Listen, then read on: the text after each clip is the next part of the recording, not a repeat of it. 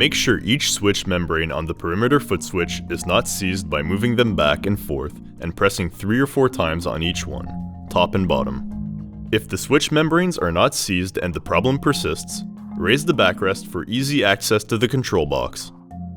Unplug the table. Remove the control box cover with a flathead screwdriver. Disconnect the perimeter foot switch from the control box. Disconnect the high-low cable. Slide the control box cradle and gently lift the control box. Unscrew and disconnect the ground wire. Disconnect the power cord. Remove the cover from the new control box.